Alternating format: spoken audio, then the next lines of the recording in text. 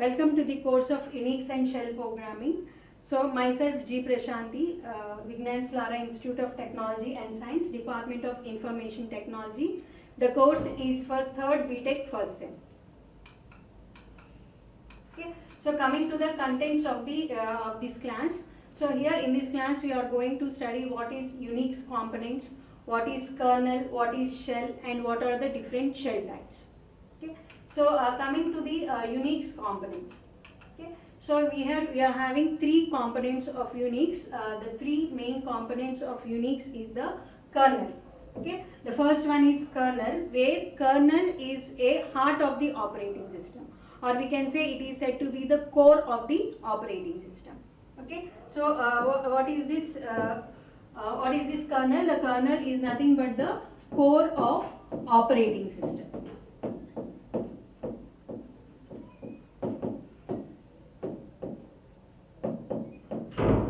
So it is said to be the core of the operating system, or it is said to be the heart of the operating system. That means that it does all the basic things. Okay, basic services that the operating system does, like process management, memory management, device management. Okay, all those things and all those things are done by the kernel.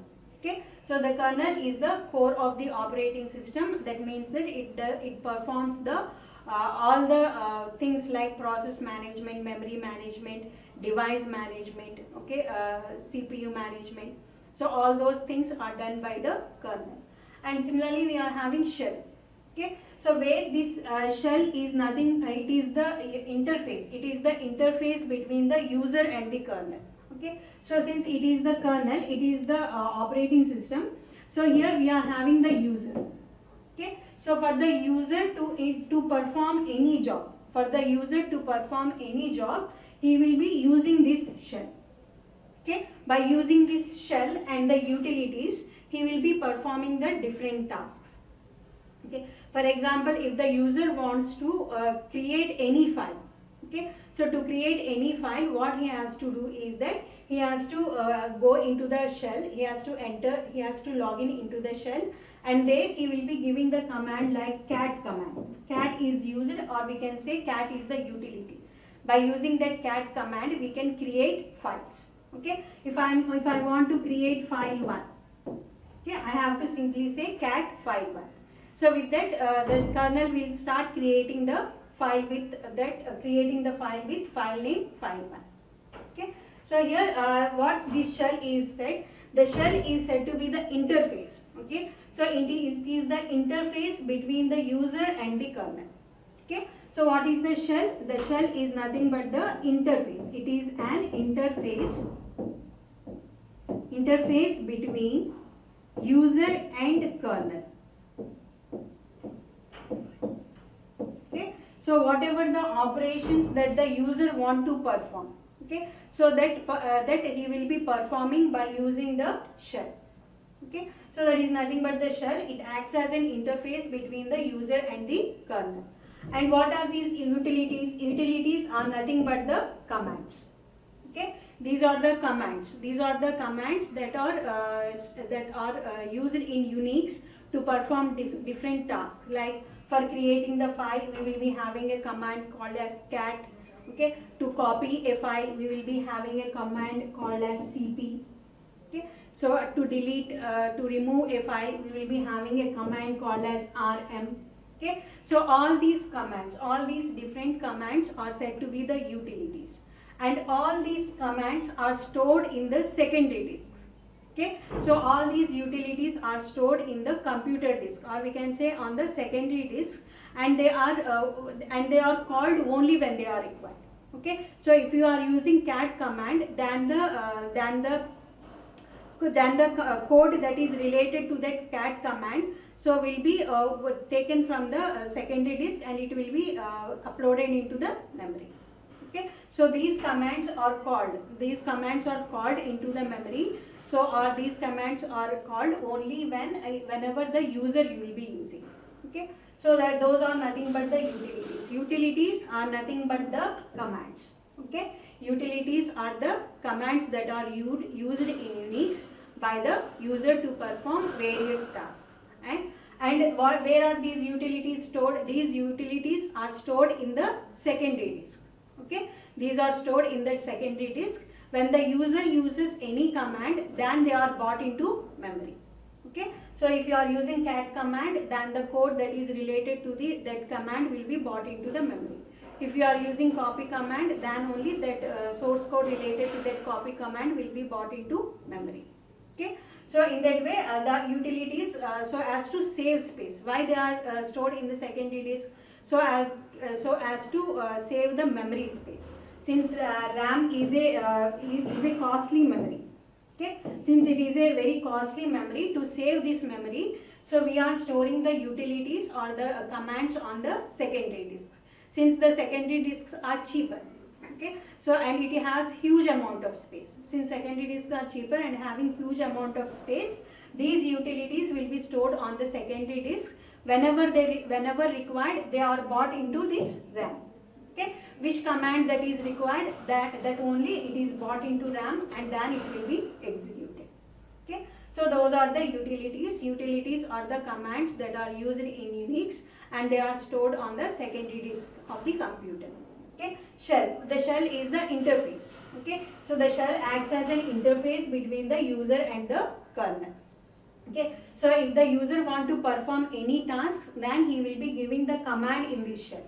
Okay, so he will be giving the command in this shell and then the shell will be interpreting that command. Interpreting the command means that it will be converting that command into assembly language and then it forwards it to the kernel. And then the kernel will be executing the assembly language program and it will be displaying you the result. Okay, so that is the shell, and similarly you are having a kernel where the kernel is said to be the core of the operating system, means that it performs the all the services like process management, memory management, IO device management. Okay, all those things are done by the kernel. So let's go into the detailed description of kernel. Okay. So already we have said kernel is said to be the heart of the operating system and it is the core of the Unix system. Okay, it is the core of the Unix system and it is loaded. So when this kernel is loaded, this kernel is loaded at the booting time only. Okay, so it is loaded at the booting time into the memory. So whatever the RAM you are having.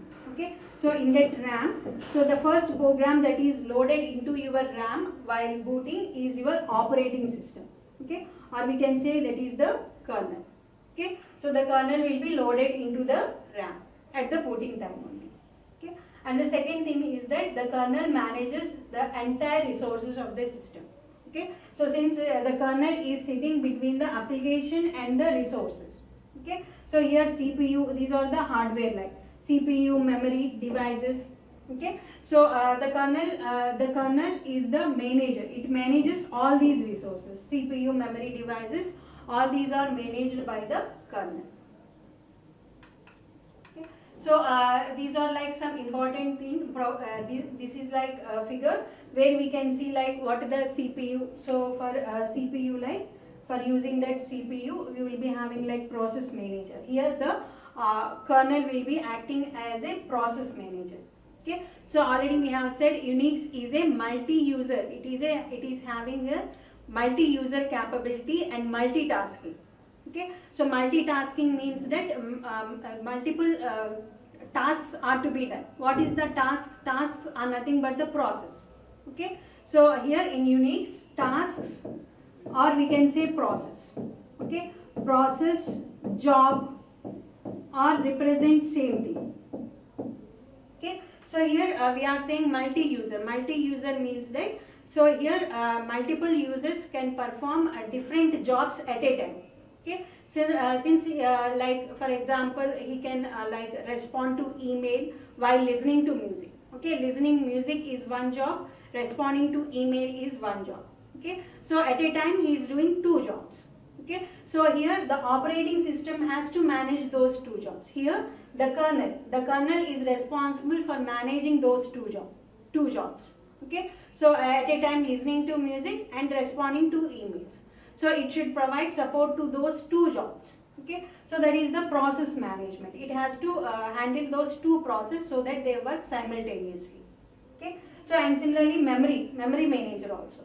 Okay, so if two functions have to be performed, those two functions has to be in memory.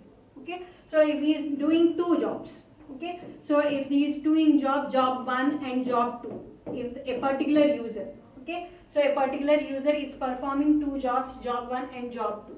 Okay, so those two jobs has to be in memory. Okay, only when the jobs are in memory, then only they will be performed, they will be executed. Okay, so which job has to be in memory, so which job has not to be in memory, which jobs has to be allocated, which jobs has to be deallocated. Okay, all that memory managing is done by the operating system only, or we can say kernel. Okay, so here the kernel is said to be a memory manager for the RAM, memory also. Okay, so where it is responsible for allocating the memory. Okay, when a user comes, that user's job has to be allocated with some memory. So when he completes the task, the memory has to be deallocated. Okay, so that allocation, deallocation, okay, what amount of free space that is available in memory. So all that is managed by the kernel as a memory manager. Okay, so similarly for I/O interfaces also. Okay, if suppose the user is like giving a print option. Okay, so when a user clicks on the print option, then that print task is handed over to the kernel. Okay, so here what the kernel will be doing, the kernel will be sending the appropriate signals to the printer. Okay, and then the printer will be starting to give the printing. Okay, so that appropriate sending those appropriate signals to the correct printer, all that is done by the kernel itself only. Okay, the user does not do anything, he just clicks on the print option. Okay, everything printing, sending the signals to the printer, all that is done by the kernel itself only. Okay, so that managing, if you are having 3 printers, which printer has to be chosen, okay, what are the appropriate signals that are to be sent, all those things are handled by the kernel only. That is said to be the device manager. Okay, so similarly device manager. So all these things are done by the kernel only. Okay, so as to have the user application to be performed efficiently. Okay, so whatever the user applications like different tasks, listening to audio, responding to emails, okay, printing, whatever the different tasks are, to perform all those tasks of the user. So the kernel will be doing different managements like it will be acting as a process manager, it will be acting as a memory manager, it will be acting as a device manager, so as to give a user friendly environment to the user. Okay, so to give an efficient utilization of the resources and to provide a good environment, to provide a friendly environment to the user, the kernel will be doing different managements like the device management, process scheduling, okay, so memory manager, all these things. Okay, so that is the kernel, where the kernel is said to be the heart of the operating system. That means that it performs the services like device management, process management, memory management. All these things are done by the kernel. Okay, so now coming to the shell. What is shell?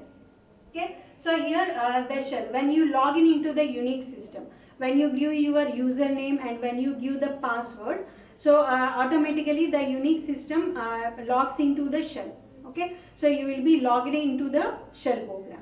Okay, so when you log into the Unix system, so automatically when after giving your password and username, you are placed into the shell program.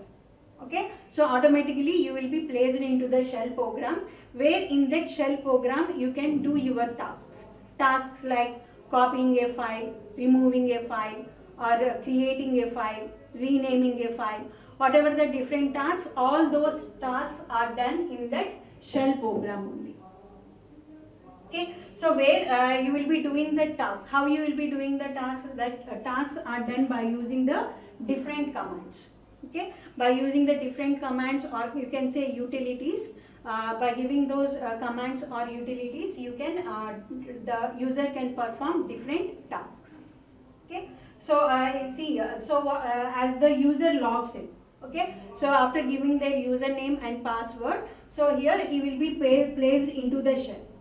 Okay, so where here at the shell, so at the shell, so the user will be inputting like cat command. If suppose he want to create a file, he will be saying cat file1. Okay, so then a file will be created with the name file1. Okay, so here he will be inputting the commands to the shell. Okay, like cat file1. So now what the shell do is when the user gives cat file1 and enter. Okay, so when he inputs, okay, so suppose the user want to create any file. Okay, so the user wants to create any file. So what he will be doing is that he will be giving cat file1 enter. Okay, as soon as you say enter, what the shell will be doing is that it will be converting into the assembly language.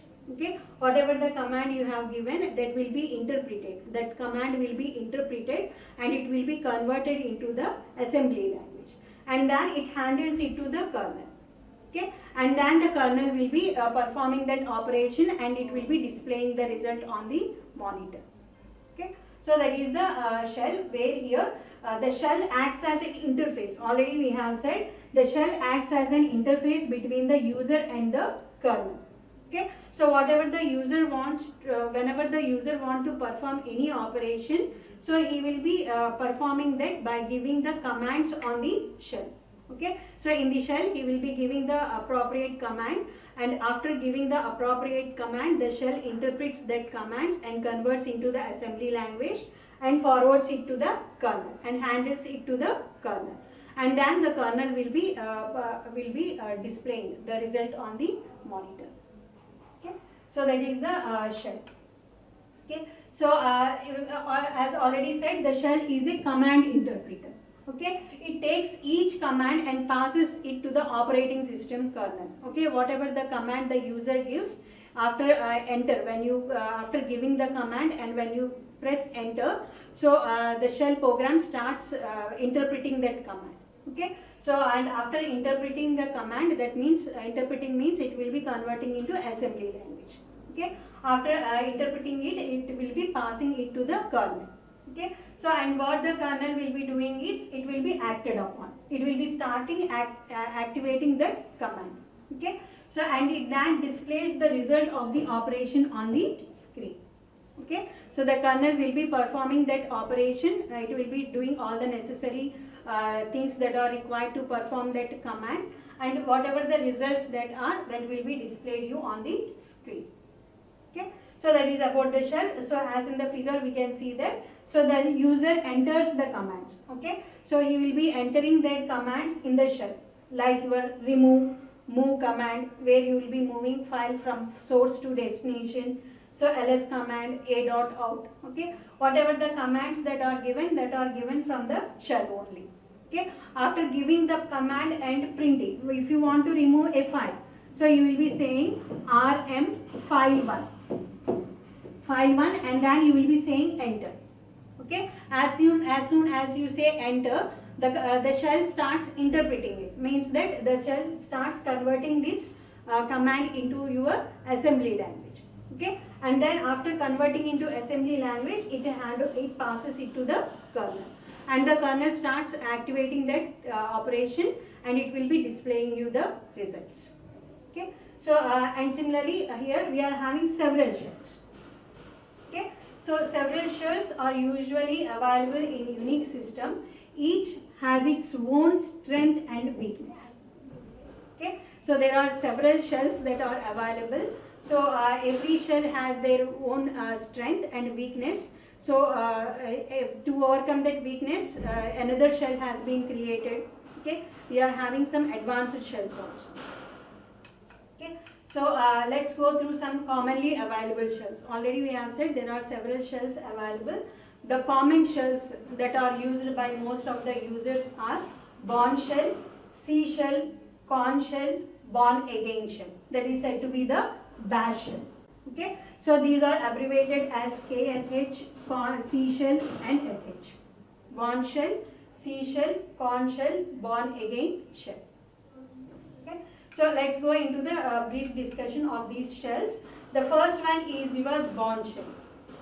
Okay. So this bond shell, abbreviated as SH, it is written by Steve Browne. Okay. So it is written by Steve Browne at AT&T Bell Labs, and it is the original unique shell. Okay. It is the first shell that has been invented. Okay. It is the first shell that has been developed. Okay. So it is the original unique shell. Okay. So it is preferred for shell programming because what are the advantages? What are the advantages of this bond shell? The advantages of this bond shell is its compactness and its speed. Okay. So as soon you give the command and press enter, it will be giving the results within few seconds. Okay. So its speeds and compactness means that with low memory. Okay. With low space, you can have more commands. Okay, you can store more commands in less space. It is like closely packed. Okay, so that is nothing but the compactness. Okay, so and other thing in bond shell, coming to the drawbacks. Okay, so these are the advantages. Advantages of that. Advantages of this bond shell is its compactness and speed. When it comes to the drawbacks of bond shell is that it does not have interactive use. Okay, such as ability to recall the previous commands. Okay, if you want to know previous commands last 3 minutes ago, what is the command that has been executed. Okay, if you want to know that, that command history is not available. Okay, and also it lacks built-in arithmetic and logical expression handling. Okay, so you don't have arithmetic operations there.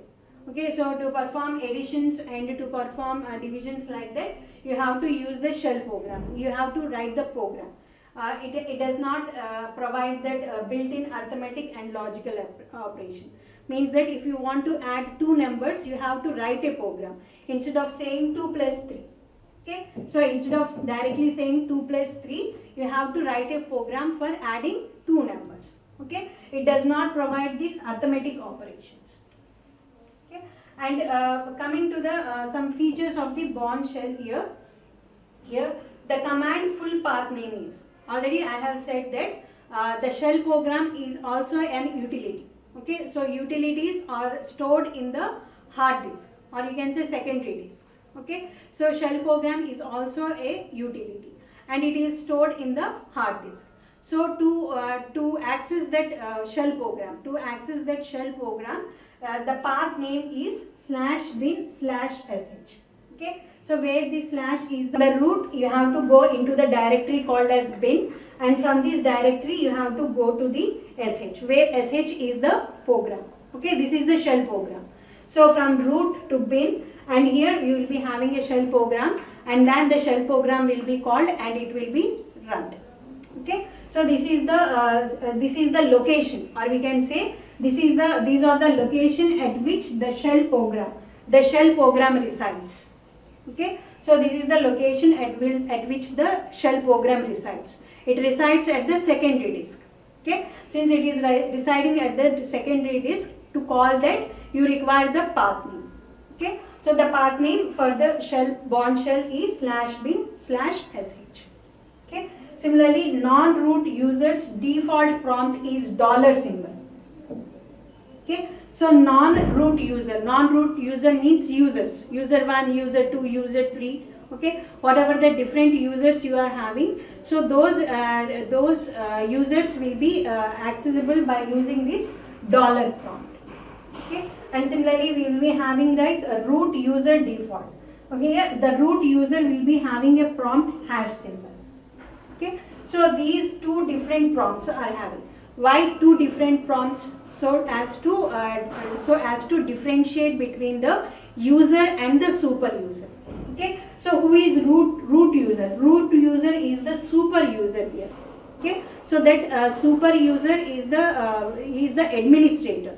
He is the administrator who is having all the privileges. Okay, he is having the privileges to access any file. He is having the privileges to access any device. Okay, Okay, so these are the different super user will be having different privileges. Okay, so that is the root user. So that root user will be given a prompt of hash. Okay, and normal users, apart from the root users, you will be having normal users. So that normal users will be given a prompt of $. Okay, these two are to differentiate between the root user and the normal users, or we can say to differentiate between the super user and the normal users. We are having two different types of prompts. Okay, so these are the things that we are having in Bourne shell, where Bourne shell is written by Steve Gorney at AT&T Bell Labs. It is the original unique shell, and it is having the advantages of compactness and speed. When it comes to the drawbacks, it is like it does not have the feature of interactive use. Okay, and similarly it does not have built-in functions for arithmetic logical expressions. And similarly the path name for Bourne shell is /bin/sh, and the non-root user prompt is $, and the default prompt for the super user is hash. Okay, so next coming to the C shell. Okay, so the C shell is it is enhanced. What is the shell we are having? Bourne shell. So there are some disadvantages. We have seen the disadvantages that it does not have arithmetic functions or built-in arithmetic. Okay, so here it has been enhanced by, that Bourne shell is enhanced by Bill Joy. So at the University of California at Berkeley. Okay, so where here he has incorporated the features of interactive use. In the previous shell we have seen that it does not have the interactive. If it is like Bourne shell, it is said that it does not have interactive use.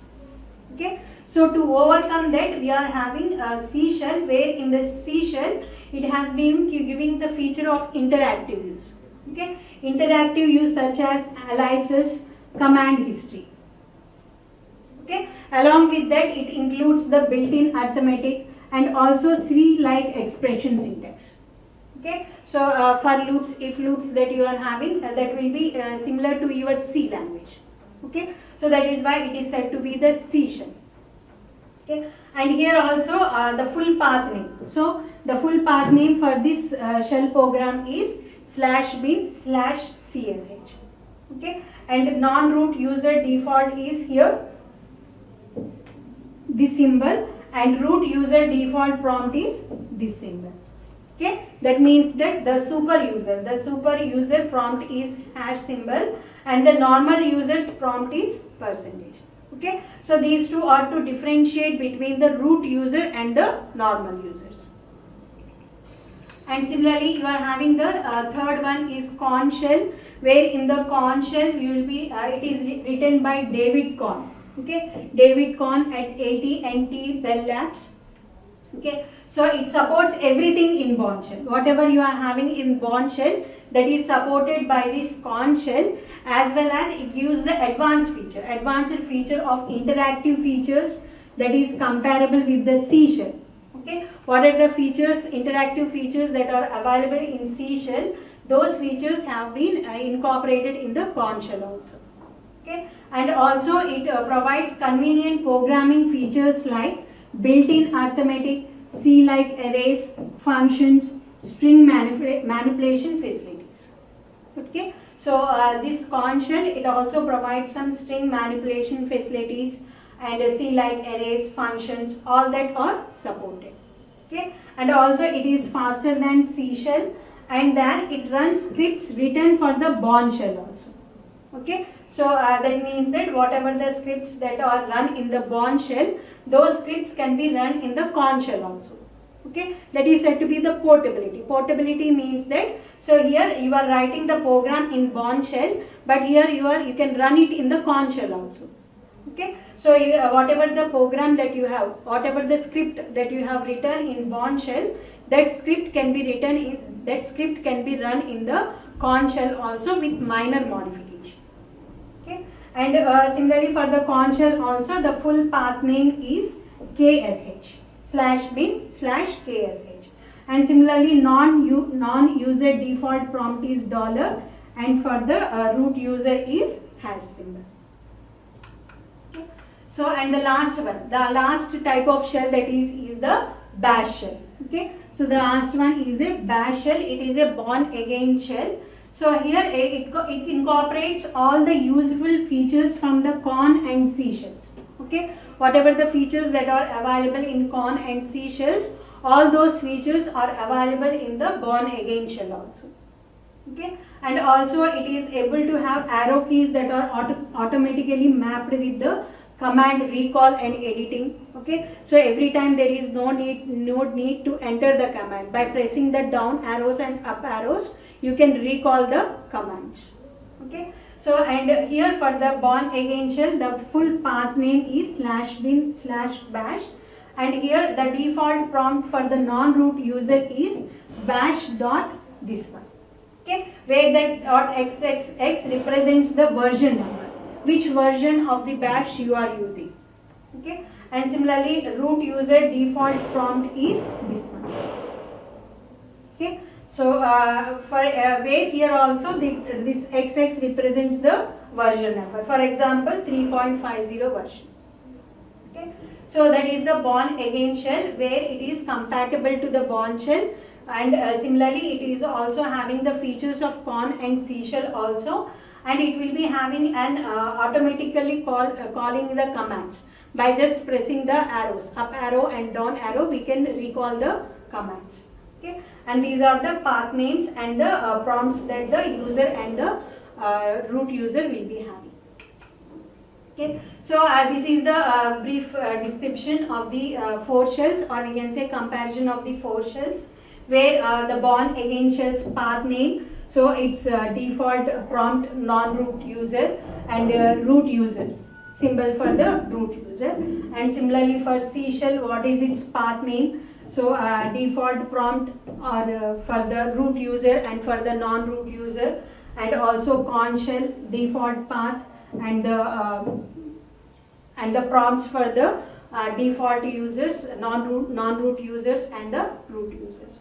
And similarly for the born again shells, where this XX dot represents the version number, like 3.50.